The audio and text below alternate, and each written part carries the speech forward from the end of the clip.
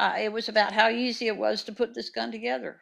Yo ho ho, some guy whipped it out and got it together, and it was just nothing. I mean, it was harder than Legos, but not much, according to this video. Hi everyone, I'm Kevin and welcome back to Just Thought Lounge. This is the true crime channel that delivers serious, well-balanced coverage of the cases that really make you think. Today we are looking at a case that has been grabbing headlines lately, and for good reason. In April 2022, self-published romance novelist and insurance agent Nancy Brophy went on trial for the 2018 murder of her husband, Dan Brophy, who was shot to death in the kitchen of the culinary school where he taught while prepping for classes early one morning in June. Nancy's arrest for Dan's murder came as a complete shock to nearly everyone who knew the couple. They were widely admired for the love and strength of their 25-year marriage. However, it's possible that financial woes had cast a shadow over their happy union. Nancy at 68 and Dan at 63 were looking towards retirement, and their plan to save available funds had become, well, complicated. Surveillance video led police to question Nancy's alibi. They discover a gun kit that she claims to have required for literary research and a kind of published guide to the act in the form of an article she wrote entitled "How to Murder Your Husband." Let's take a look.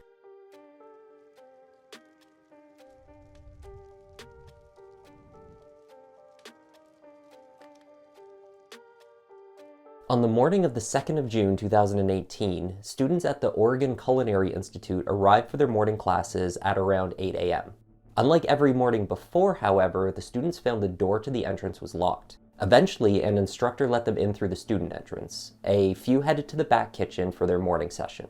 In the back kitchen, where preparation for the morning should have been taking place, a small group of students entered to discover their beloved teacher, Chef Daniel Brophy, unresponsive on the floor. Believing at first that this is a medical event, a heart attack or a stroke perhaps, one student began performing CPR while another called 911. More students and another chef also began to gather, all in shock and seeking to help. 911. Hi, we are at Oregon Culinary Institute, and there is somebody collapsed in one of our kitchens. Okay, just a moment. And he's one of our chefs, and he's an older man. All right, is he conscious right now? No, he is not conscious. Okay, is he breathing? No, he is not breathing. Okay. And is anyone doing CPR? Yes. Okay, someone's doing CPR right now? Yep. Do they need instructions? Do you need instruction, or do you need for... Are they doing compressions only? She's doing compressions, and I can switch out too if you need to, because I'm CPR certified. Okay. Okay, he's bleeding out of what?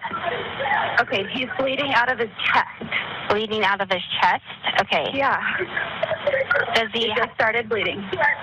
Okay, is someone still doing CPR? Yes. No, should keep going. The ribs are broken, yeah. Okay, yeah. Ma'am.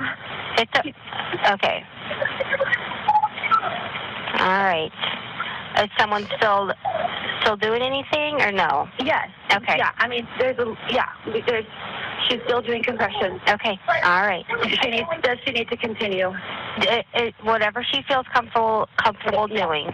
Whatever you feel comfortable doing. Do you want me to turn out? Do you want me to take a turn? They'll be there. They're coming really fast. They'll be there any second. They're going to be there any second. I know. You're doing a good job. I know. You're doing a good job, okay? Someone's on. Paramedics and firefighters arrived 3 minutes after the dispatch call. They rapidly determined Daniel Brophy had been shot, finding shell casings on the floor of the kitchen. Chef Daniel Brophy had been shot twice, once through the chest and once through the back. Later, the destructive path of each bullet was recreated, and it was determined that either one would have been fatal, but it's unclear which shot was first. Around 8:30 this morning, Central Precinct officers responded to the Oregon Culinary Institute on the report of a shooting. The initial information was people arrived at the school and went inside and found a male in his 60s suffering from some sort of traumatic injury. They began first aid. Police and fire personnel got here, went in and continued to render aid. Ultimately, though, that aid was unsuccessful. They were unable to save the person's life. Tentatively has been identified. At this point, we don't have any suspect information. The medical examiner, homicide detectives, and our forensics folks are here beginning to process the scene. And based on the preliminary information, we are looking at this as a homicide. The Culinary Institute did not have any security cameras. There were no fingerprints found on the 2 shell casings, but this was not unusual. There was also no weapon found at the scene. Daniel's wife Nancy caught word of the shooting at the school and arrived at the Culinary Institute, the OCI. She said that day that her husband arose early, fed the chickens, and walked their dogs.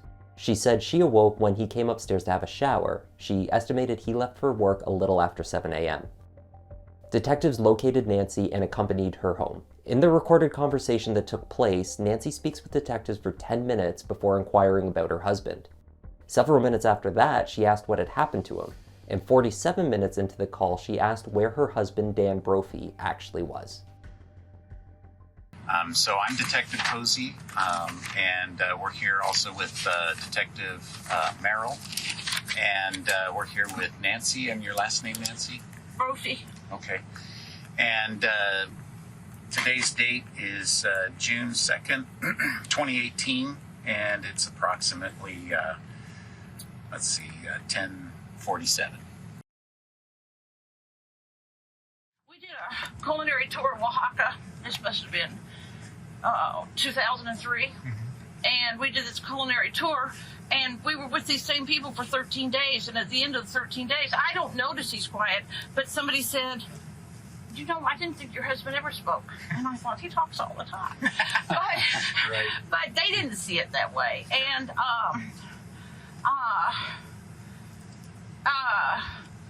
so here's the other thing. He doesn't harbor grudges.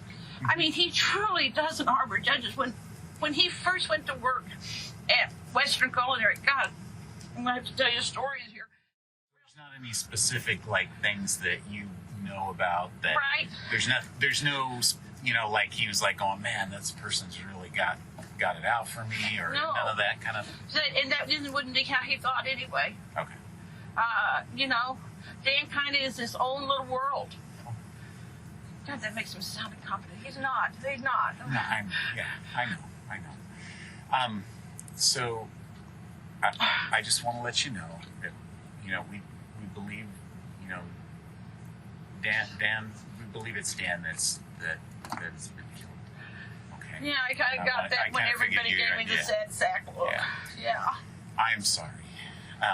It's our job to figure out what happened. Kids? That's Nathaniel. Nathaniel? And that's the only kid that he has through her? Uh-huh. Okay. Any issues there? Oh, no. Okay. Oh, no, Nathaniel's Did great. you guys have any? Yeah, we're just trying to figure out what, and that's why I'm asking Sure. some of these kind of questions. Can you and tell me stuff. what happened, as far as you know? He was shot. With an AR-15? No, I don't know what he was shot with. Oh. But he was shot with a gun. Why do you say AR-15? Because school shootings are all Oh, no. AR-15s now. It's, Nancy was also asked whether she and Dan owned any guns. So the doors would be locked. Okay. The doors would all be locked. How did somebody else come in? That's what we're working on. So I was going to ask you, does Dan own any kind of guns at all, or does he carry a gun at all for any reason? For protection or Okay, anything? you're going to be so embarrassed. I'm kind of embarrassed. After the Marjorie Douglas Stoneman shooting in February, After which one? the one in February in Florida, yeah, in Florida. we talked about it, and I have kind of surveyed people, and everybody we know owns a gun except us. And I said, maybe we ought to buy a gun. And he said, okay. And so there was a gun show, and I went down and bought a gun. But here's the weird thing. I bought this gun. I got it home. We looked at it, and neither one of us wanted it. And so it's still on my closet shelf, and it still has that little plastic band around the shooter thing. Yeah. The shooter thing. There's a name for this. Yeah. And because we've never even bought bullets for it, Oh, you know. okay. So yeah, Is we it have a pistol or is it a It's a a rifle? Glock, Okay. and Officers on the scene reported that Nancy broke down in tears and was consoled by a nearby officer. They ensured that the 68-year-old widow made it home safely. The detectives drove her home that morning in her 2005 Toyota Sienna minivan. Nancy Brophy was a sympathetic figure. She came across as mildly distraught and overwhelmed by the events of the morning. The death had been ruled a homicide, but the unimposing widow was not thought of suspiciously. On the morning of the murder, her hands were not swabbed for gun residue. She told detectives that she had been home that morning until receiving a phone call that a shooting had occurred at the Institute. Homicide detectives said that their initial impressions of Nancy began to shift, however, when external security footage of the Culinary Institute emerged.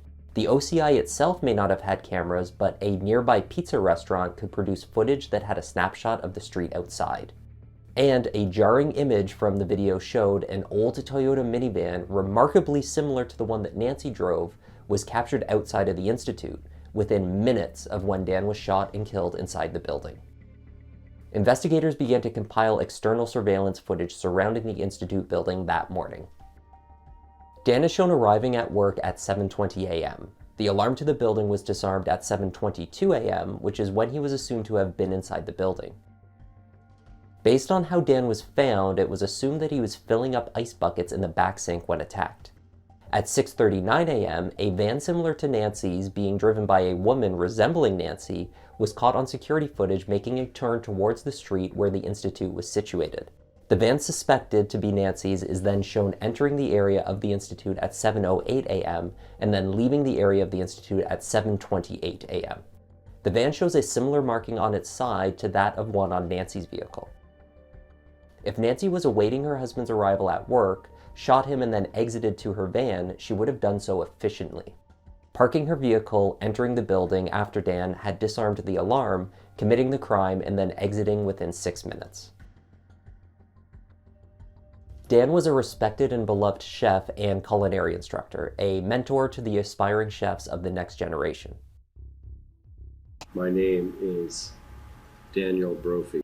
I have been teaching since the Oregon Culinary Institute opened. Background in food spans approximately 45 years. In the last 35 years, I've had about 150 vegetable gardens. Yeah, this is the life.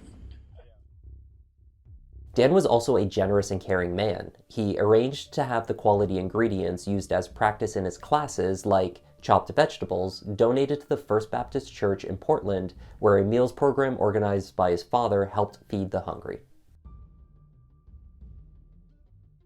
He's the type of guy that if you were going to go in and rob him, he would sit you down, give you his wallet, make you breakfast, and then talk you out of a life of crime.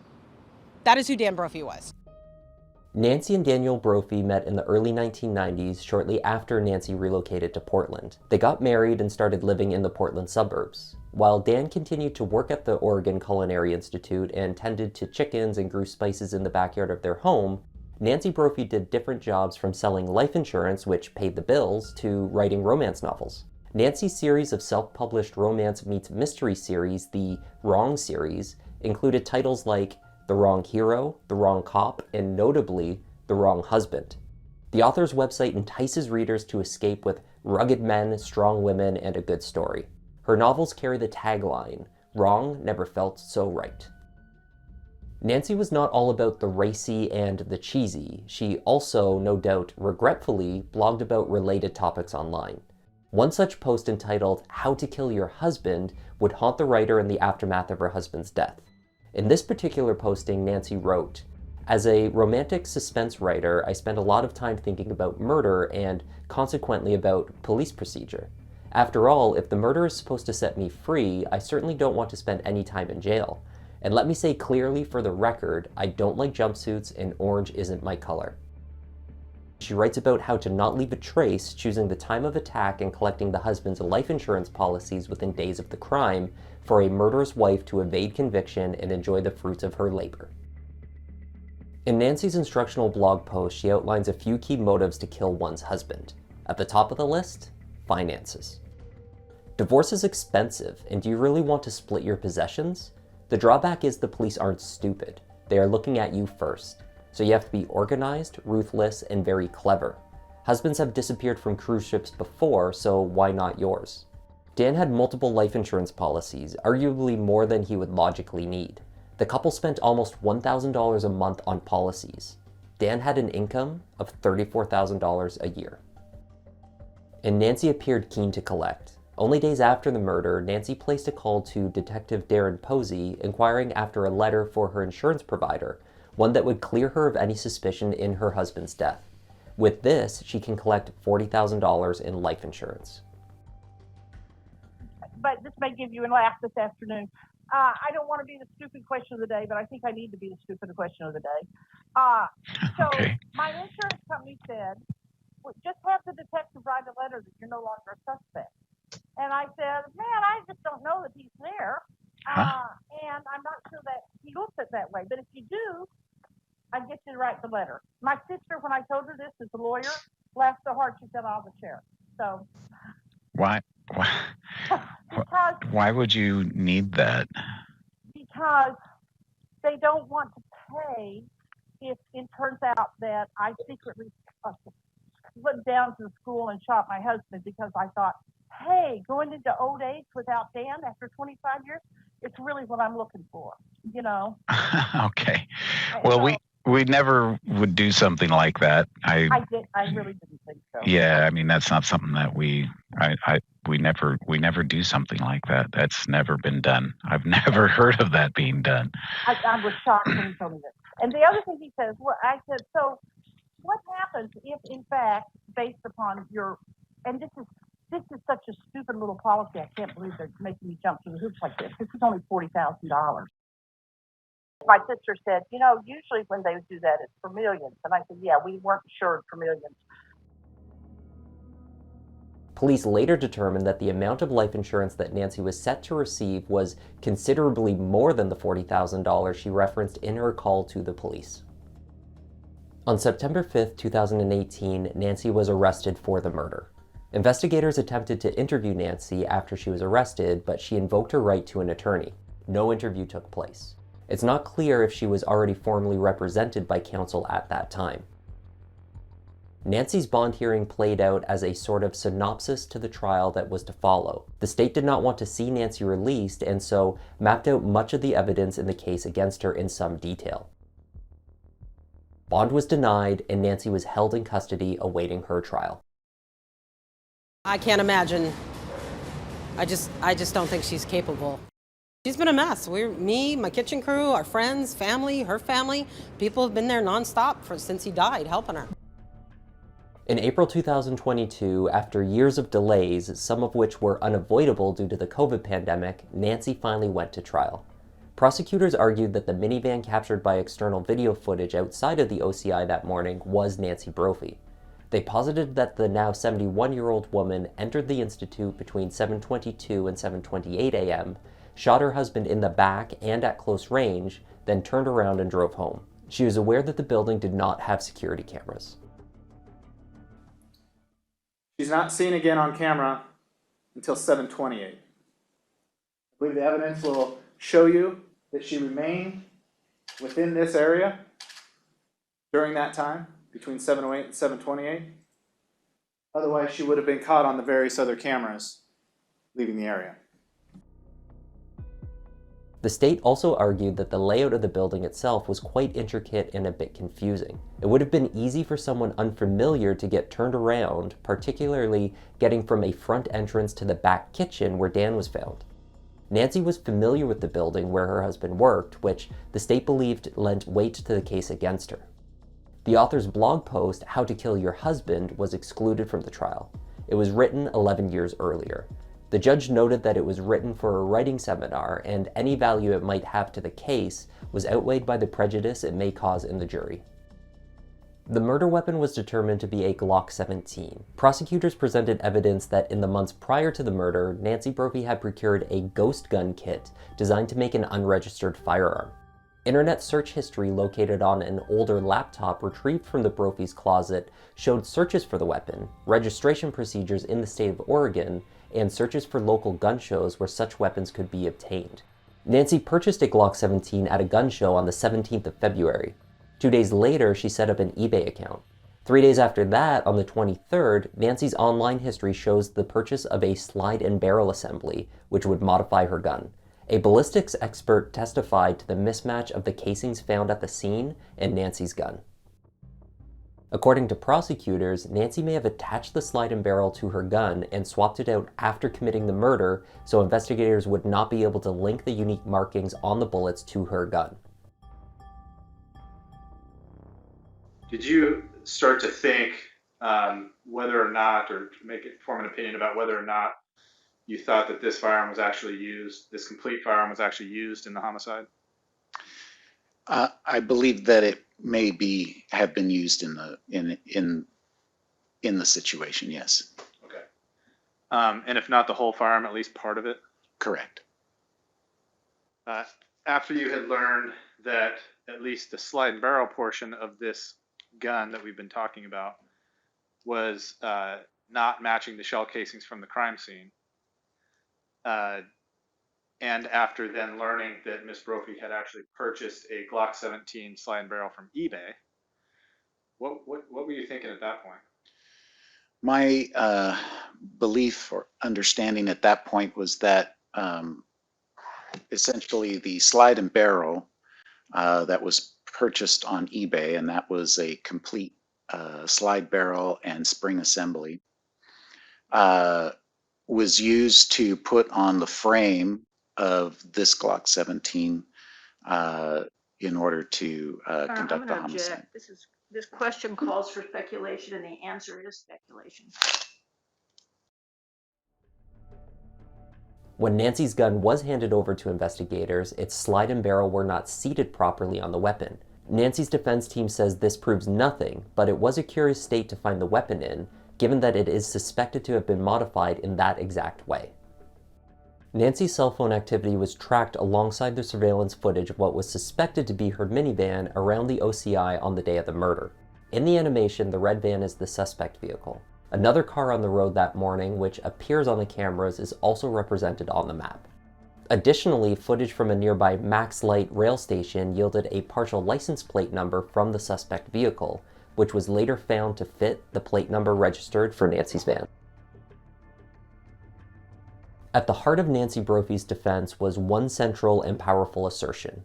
Nancy and Dan Brophy had been married happily in a strong and collaborative partnership that had lasted 25 years and remained up to Dan's last day very much in love. Nancy's marriage was so healthy that the younger people that they mentored wanted a marriage just like theirs. Nancy Brophy's niece, Susan Estrada, lived with the Brophys for, well, a few different times, but once for about a year. She told the police they had a great marriage. They had one of those rare few relationships that made me think, hey, marriage might not be a bad idea. Another witness admired Dan and Nancy's relationship so much that she said, I knew I wanted a Brophy marriage for myself. However, the state asserted that Nancy had a financial incentive to kill her husband and presented evidence that the couple had been struggling financially. Dan had 6 life insurance policies in force during the date of his death. Between these policies and workers' compensation, Nancy was set to receive approximately $1.6 million. Forensic accountants for the defense described the couple's financial situation as relatively prosperous and trending in the right direction. They had withdrawn some funds from Dan's 401k retirement savings as a temporary measure, and this had resolved their immediate financial concerns. Overall, Nancy's team argued characterizing the Brophy's financial state as near ruin, as the state was asserting, was an exaggeration and wholly inaccurate. The defense also argued that even if it was Nancy shown in the minivan near the Culinary Institute that day, 6 minutes is simply not enough time for her to have committed the crime. In addition, the defense utilized surveillance footage as well to piece together a possible alternative theory of the murder. Forensic video technician Sergio Perez points to footage showing a person who appeared to be on lookout near the building close to the time that Dan was killed. They followed that individual around the area in the period before and after the crime. The man identified as Oscar Taylor disappears from view for about 30 minutes just before 7:20 a.m. When you get oriented, can you tell us essentially what time of the morning this is. And let me also ask you, while we see him there, who is that subject? So that would be Oscar Taylor, and he showed up there in the camera at 6:39 approximately, entering the store at 7:11:49 and leaving the store at 7:15:25. All right, so you determined that he was at the Starbucks a little bit more than 3 minutes? Yes.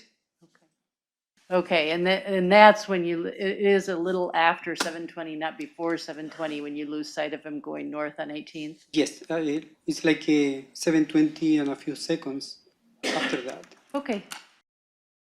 So if Oscar Taylor would have continued going up 18th and say, tried to get into the area of the school where the business is on the left, you don't have any video of that? No. Okay. And could you tell what Oscar Taylor was doing with that can? I suppose he was collecting stuff. Well, that's what I was going to ask you. Is it consistent with somebody that's picking up items, specifically cans that are worth money? Is that consistent with what he's doing? Could be. I'm not sure. Okay.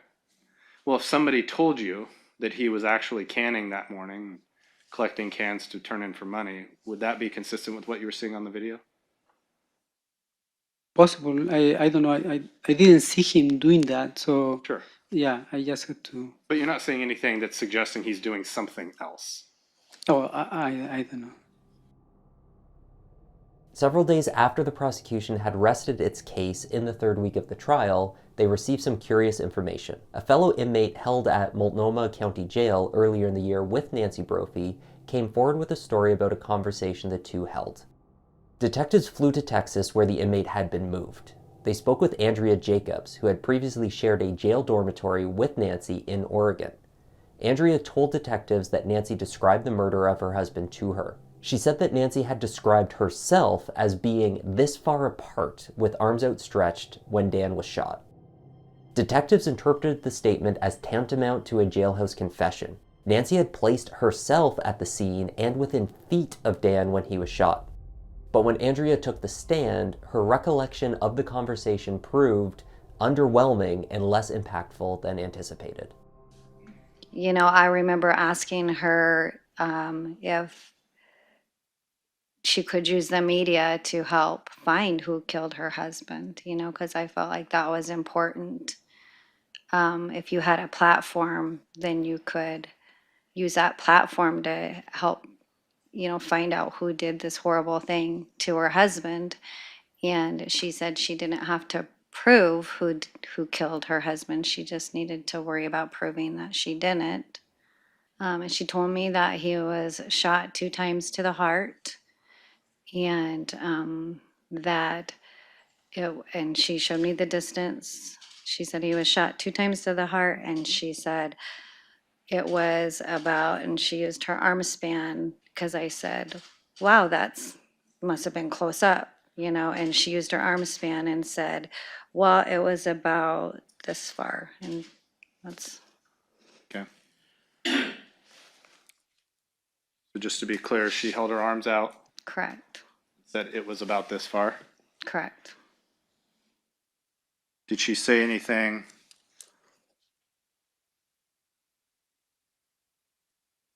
about her involvement? No. I mean, when we were first talking, she slipped up and she started to say I, but then she switched really quick to it. And so she was saying it was about this far. I mean, it was not. You said, you know, how sometimes you start saying something, then you're like, oh, like that, you know. Andrea was being held in custody under charges for the alleged embezzlement of approximately $1 million over 4 years, amongst other related financial crimes. She did not make any deals for leniency or receive any special treatment for testifying. In fact, she made it pretty clear on the stand that she did not wish to testify at all, but felt that she had no choice. Over 20 days into the trial, Nancy Brophy took the stand in her own defense. Much of her testimony focused on explaining her and Dan's financial situation. They had hit a rough patch years earlier, she admitted, but that was in the past. You heard the testimony of our insurance expert. Right. And he said that you paid between 3 times and 6 times the premium each month that you could have paid for a simpler $100,000 term policy on Dan's life. That's right. So this is a premium that costs you between 3 and 6 times as much. Yes. But you pay it. What are you betting when you pay that? I'm betting Dan will live and we get the money. How long does Dan have to live for you to get the money? 20 years. Because it's a special type of policy that's also part of our retirement planning. So it is a policy that we got that if I wasn't there to remind him, I wasn't sure he would remember what our plan was. But basically what happens on return of premium is you pay the premiums, and if Dan doesn't die, which was our plan, we get all the money back for the premium. Crucially, Nancy also explained her reasoning for purchasing the gun kit. She wanted it for research purposes for her writing, but also she believed that her and Dan were amongst the only people she knew that did not own a gun for protection. The story that you had, right? How did the gun parts fit into the story arc? Well, that gets to be really important. The way I was going to write the story was each month a piece would come to her in the mail, and she would, so that would be the beginning. And as the gun built, so did the story arc. And so did her character arc. And what did you learn from putting a gun together? And how did it compare to your life? How does that solve some of your problems as you're working through them? So I went back and forth on buying the gun kit. How many times do you think you went to that site before you bought a gun kit? Oh, If I'll you bet remember. 7 to 10. Really? You know, sometimes you think that if you do this, this will solve your problems, that you will relax, that you will stop worrying things to death. And it turns out that you look at the gun and you think, well, that didn't help. You know,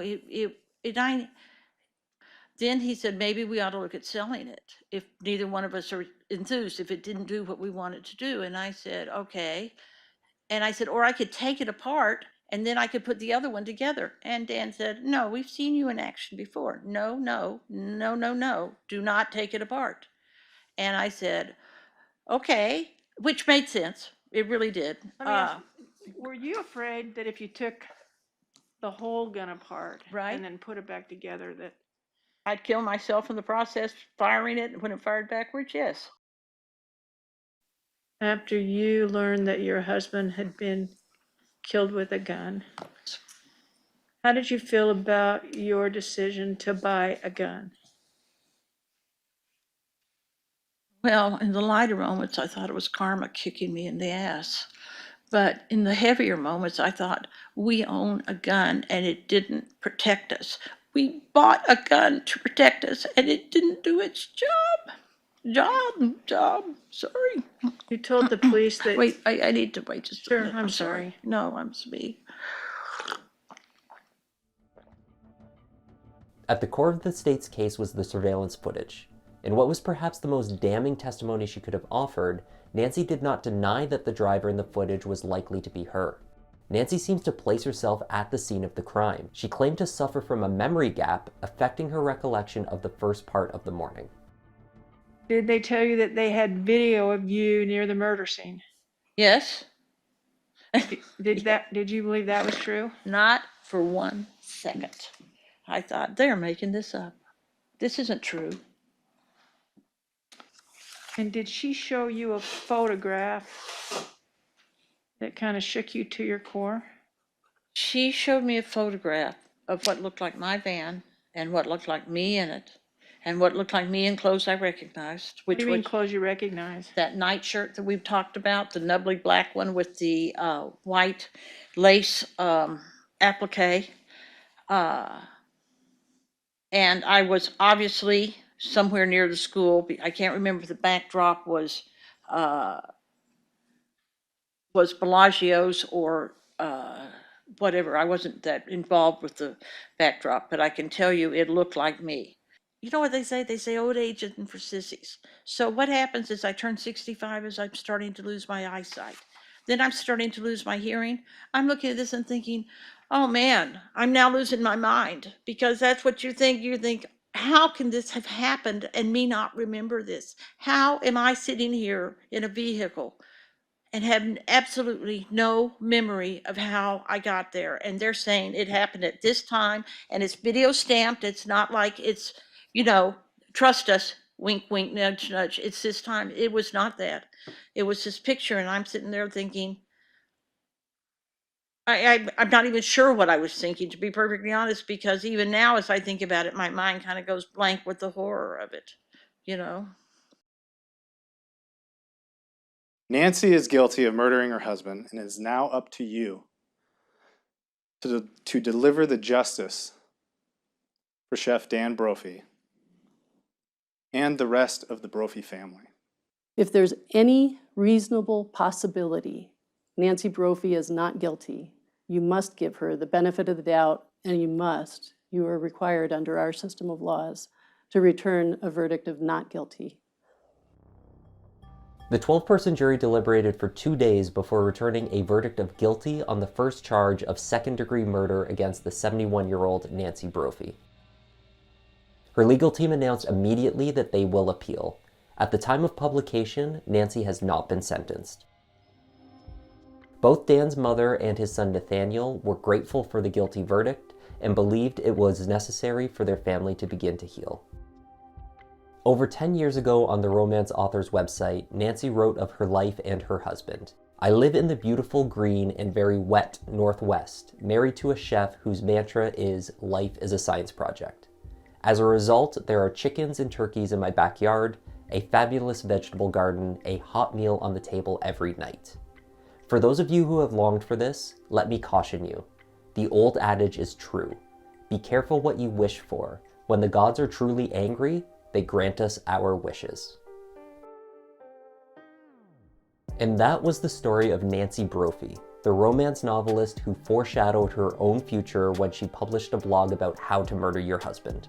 Thanks once again for examining the case with me today. I'm Kevin, this is Just Thought Lounge, and I'll see you in the next one.